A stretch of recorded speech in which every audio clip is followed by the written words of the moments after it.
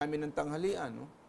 10 minutes later, pinapatayin niyo ako ng gutom. Hindi niyo ako pinapakain. Nakalimutan na pinakain niyo 10 minutes ago. Ganon po sila. Kanya, pasensya po and deal with those elderly in your own homes with care and affection. Huwag niyong personalin pag nakikita niyo nagagalit. Ha? Para sa ganung paraan, kalmado kayo. Malaman ninyo. Stress. Hindi demonyo ang pumasok dyan. May diferensya ang utak. May problema siya sa mga amyloids na nagporma na at sumisira ng kanyang utak. 0919-707-8794. Ano po dapat ang gagamitin sa pagsisipilyo? Kami nga po, no, kami po sa clinic, isa sa nire-recommenda namin is as much as possible, especially yung mga bata, to put them away from the use of fluoride toothpaste. No, kasi nga po naniniwala kami na yung regular using of this can cause problem in later lives nila. No, so tanong ano bang replacement, no?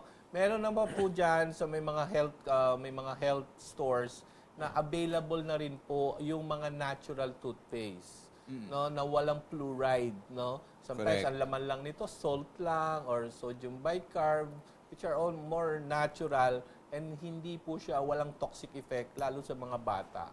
No, so ito po yung mga pinapagamit namin. May mga available pong toothpaste na natural ang laman. Kasi madalas, maski na sa mga bata, ang ginagawa dyan, pinapahira ng fluoride lahat ng ipin. Ginagawa po talaga nila. Ng mga dentista. And, you know, I mean, their intentions are good, but they are just not aware of the dangers of what fluoride does. From 0906-217-2034. Good PM po. Ask ko lang po, meron pa akong mercury po ng pasta sa ngipin ko. Pero it's more than 30 years. Kailangan ko pa ba po ito ipatanggal? Hindi natin alam ang edad nitong nagtatanong na ito. Pero baka mamaya umiral yung anong yan. Ako, I had my amalgam mercuries taken out. You know, it had been there for a long, long time. Pinatanggal ko din lahat. At pinalitan ko ng yung mga bagong pasta ngayon na walang mercury. But would you recommend that it be taken out? Kasi patuloy ang leaching. Yun nga po, no? Ulit namin sinasabi na ang symptoms po kasi ng mercury toxicity ay napaka-non-specific. No? It could be just anything. Pwede po yung pagtaas ng blood pressure nyo, no? Yung sakit ng ulo nyo, o palagi lang kayo napapagod. These could be a sign of heavy metal burden. No, kaya nga po kami, and isa nga po always, no, worst na nakikita namin, ito yung mga pasyenteng tinamaan na ng cancer because of what they have in their mouth, no. Kaya kami, kahit isa lang po yan, or ganon nakatagal yan, lalo na kung wala pa po kayong sakit ngayon, huwag nyo lang intayin. No, paalis nyo na po yan. Especially for growing kids, lalo sa mga babae, kung may mga anak po kayo nagdadalaga, or please, no, kung dadalhin nyo po yan sa dentista, sabihin nyo lang po, kung magpapasta po sila, ay lagyan kung maari, yung puti na lang. No? Hindi na yung silver mercury. Hindi po yung silver. Kasi ang dami namin mga pasyente na hindi mabuntis, magbuntis man sila, nagkakaroon ng mga miscarriage. Or birth defects. Birth defects yung mga bata. Kasi nga, lalo na kung ang nanay ay meron, one of the things na lumulusot po yan sa placental barrier So naililipat po yan doon sa bata.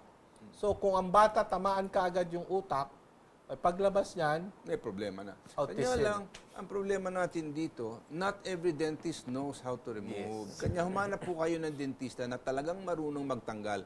At questionin nyo siya kasi baka sabihin niya, marunong ako, yung pala hindi naman siya marunong. Because the ingestion of itong mga sinasabi nating amalgam nito will bring about so many more complications. Lalala lang ang problema mo. From 0949-961-5714, ano po ang naging epekto sa isang patient pag ang pons ng brain maaapektuhan, lalo na kung na-stroke? At ano po ang trabaho ng pons sa brain? Ang pons, yan yung, ang brain ay tatlong parte po yan, no? Meron yung main, yung nandito sa ibabaw. Ang pons po nasa ilalim. Ang pons is the one responsible for respiratory, heart rate.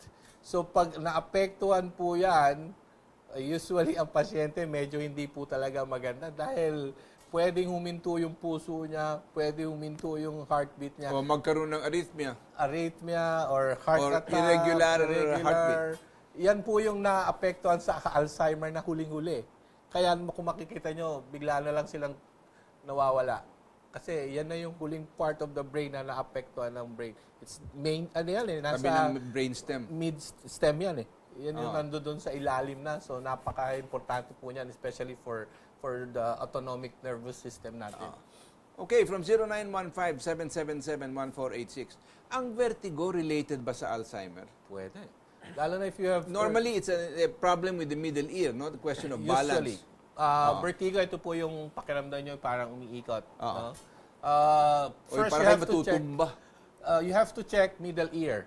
No? Kasi most of the time, yung hair cells na tinatawag, which is responsible for the balance, ito yung naapektuhan. And pwede pong masira ito, at pag nasira ito, vertigo yan. And most of the time, number one reason for that is yung tinatawag na infection sa tenga.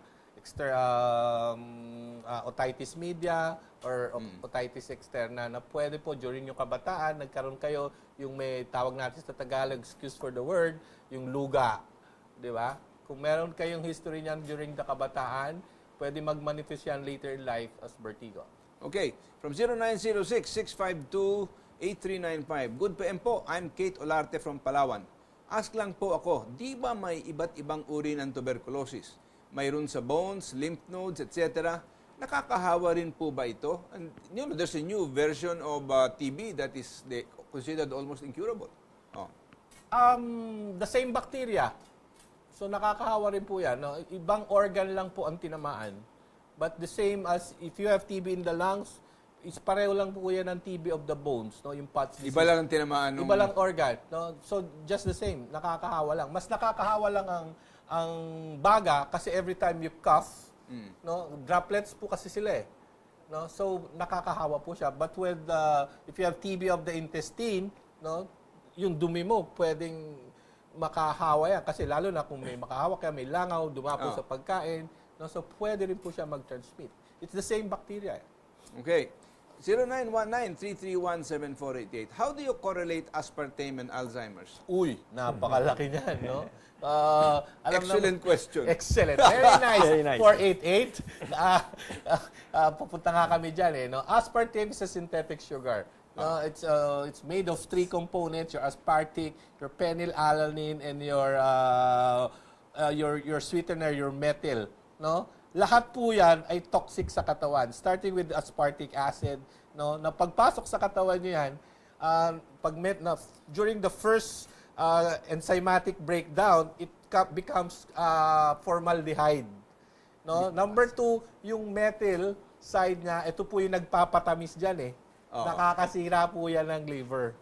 No? And then, yung pangatlong component niya, which is the phenylalanine, is known to cause cancer, brain tumor, liver cancer.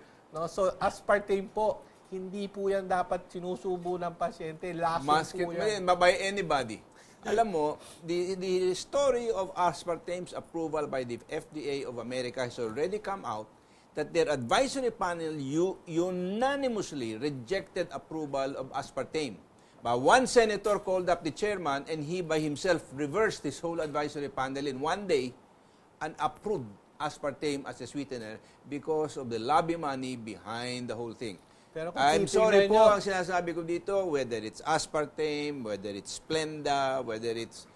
Ang mahirap nga niya, nire-reseta na at binibigay pa yan for diabetics. Eh, yun na nga ang problema. But, well, all I can tell you is, if I were you, I would avoid anything. Kanya yung mga diet soft drinks that are sweetened with aspartame, Splenda, wag ninyong inumin. Naka-flash po sa screen natin ang address at saka telepono ni Dr. Rogelio D. Salindong, Integrative Medicine Specialist, in case you want to call him or you want to consult him. Andyan po, Minnesota Mansion, 267 Ermin Garcia Street sa Cubao. Telephone number po, 439-6721 and mobile phone 0917-890-5967. Ang kanyang email, drrogersalindong@yahoo.com. If you want to consult him, you may call him. Ubos na po ang panahon natin sa umagang ito. Pasensya na po, but we have no more time to answer questions or to continue the program. Thank you, Doc Roger, for being with us. Thank you, Brother Vic. And we will see you next week. God bless you. In the meantime, be healthy. Be healthy.